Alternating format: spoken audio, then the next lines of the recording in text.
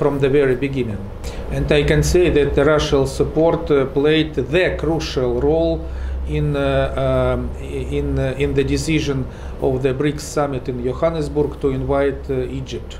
And we believe that the enhancing of the BRICS group will be beneficial both for the group itself and for all members of this group, because it will enhance the potential of the group and potential of each country participating in this union.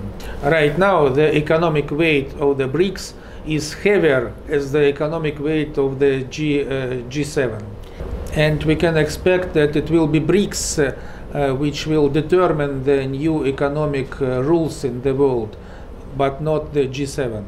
One of the goals of the BRICS is to increase the international trade in currencies other than US dollar.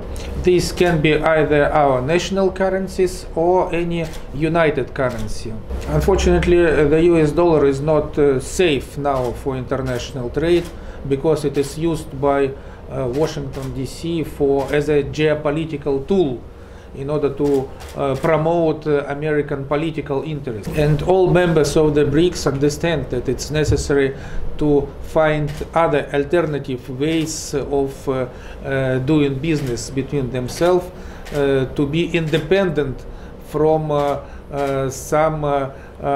some changes in the policy of the United States and European countries. Plus, we are trying to liberalize, to make more liberal the exchange of investments between members of the BRICS.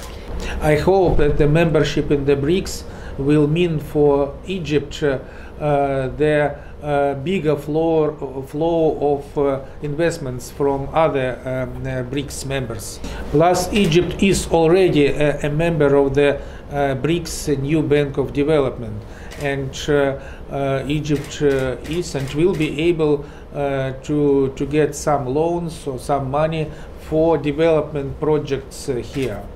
And at the political level, our countries will be able also to determine the development of the world towards the multipolar system.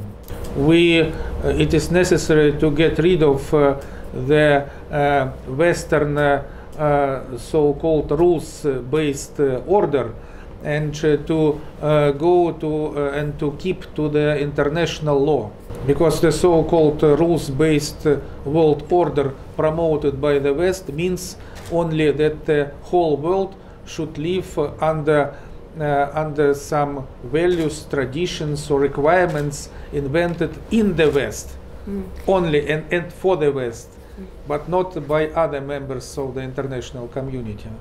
I am sure that gradually we will reach the situation when we will have a total visa-free region between our countries.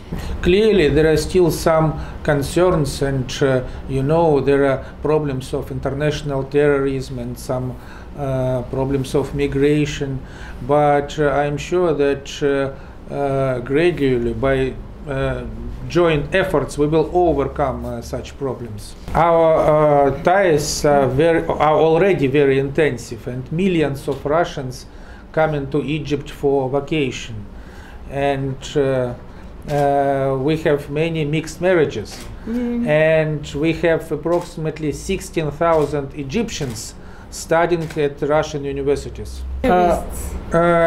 The biggest number of Russian tourists in Egypt was in 2014. There were 3.3 million of Russians visiting Egypt that year. Unfortunately, in 2015, we had a terror attack against a Russian aircraft flying from Sharm el-Sheikh to St. Petersburg, and the direct flights between Russia and Egyptian Red Sea resorts were stopped for almost 6 years.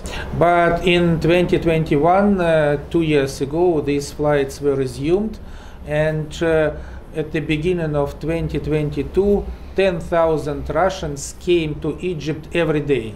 Right now the figure is a little bit lower because some Russian air companies are not allowed to use their Boeings for to fly to Egypt. Approximately 3,000 to 4,000 Russians are coming to Egypt right now every day.